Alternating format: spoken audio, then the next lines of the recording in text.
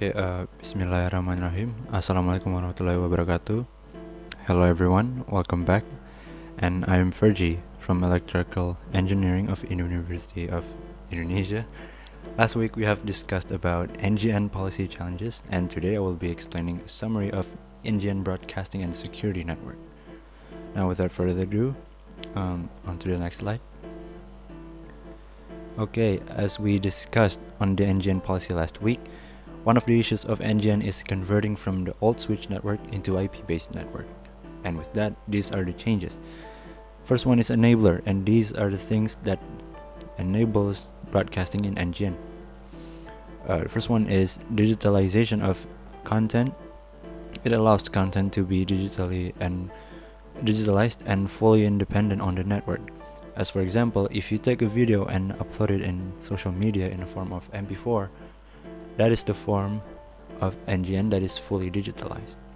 The second one is IP-based network. IP-based network is a neutral network, which means that any kinds of information or content can be sent through an IP-based network. And the third one is availability of high-speed broadband. Since telecommunication has advanced throughout the years, a high-speed broadband is necessary in order to enable NGN. And then the fourth one would be availability of multimedia. One of these example of multimedia is a smartphone, and high-speed broadband would be a waste if we cannot experience multimedia devices. And last one would be high-speed mobile network like 4G and 5G in some areas. These enablers brings broadcasting and telecommunication convergence. And from the telecommunication operator's standpoint, they provide content and broadcast over IP networks, and this transforms consumers to be an active watchers from passive watchers. For example, when we are watching TV and watching a certain show on a certain channel, the content that we watch is limited to what's available on that channel. Meanwhile, with IP-based network like YouTube, for example, watchers are more active in searching for what they are actually trying to watch on demand, rather than just watch what's on schedule on TV. So what has changed? Digital broadcasting enables a more efficient use of spectrum and enabling visual content providers.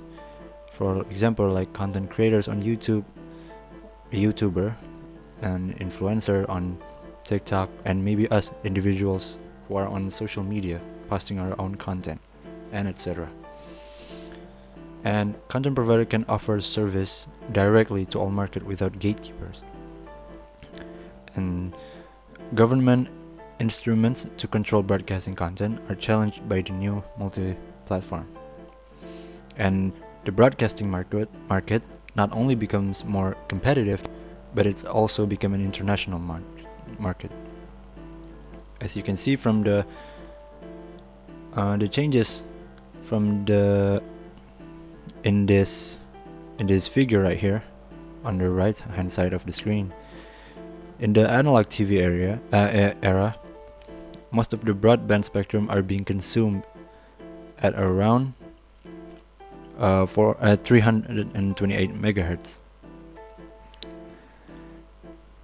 which is really big. It's really huge compared to 4G nowadays, which only has a bandwidth of 40 megahertz. Once the digital broadcasting started, TV only requires a small amount of bandwidth, which is around 192 megahertz. And this broadens this spectrum and can be reserved for other technologies in the near future of development. And next slide. The converge approach to the content. First one being a scope of regulation. Scope definitions of broadcasting services and addressing a number of social and economic threats.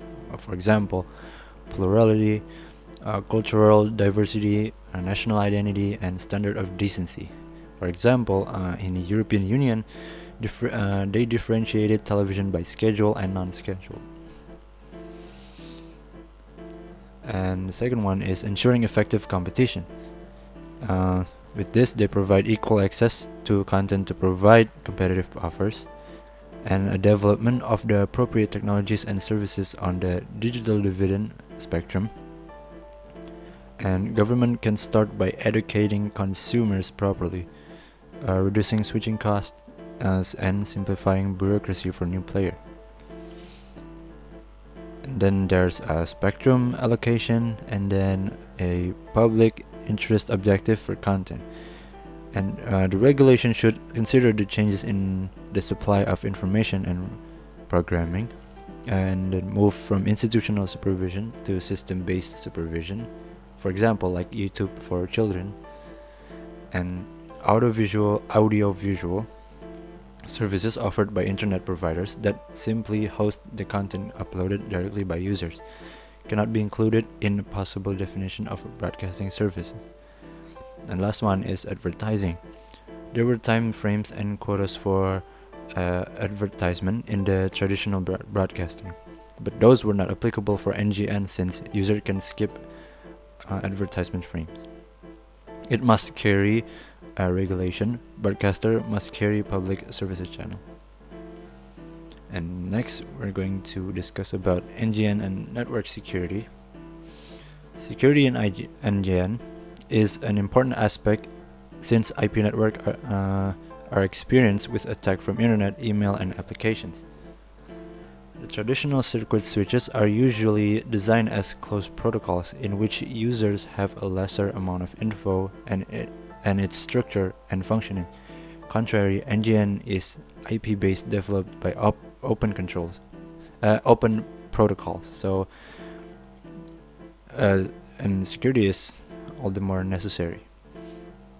And then for the third one is reliability, because security is essential for the industry to be reliable and competitive in the global market.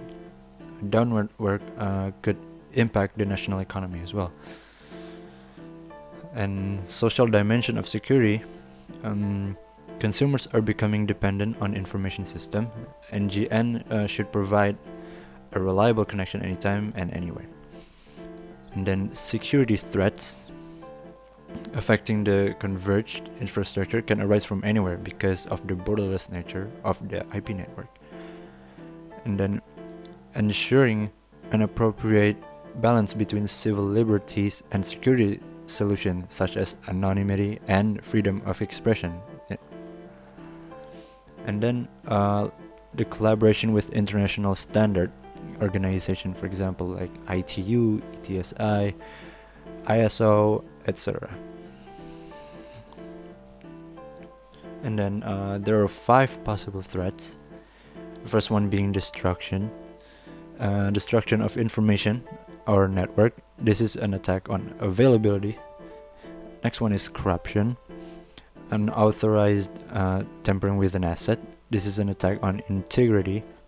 Removal or theft, removal or loss of information and other resources. This is an attack on availability. Next is disclosure, unauthorized access to an asset, which is an attack on confidentiality. And then interruption, network becomes unavailable or unusable. This is an attack also on availability. And the common issues are identity theft, denial of service, and threats to VoIP. And the possible threats in VoIP are eavesdropping through interception, loss, alteration, or deletion of content. Caller ID may not be identified as emergency, as well as location as well.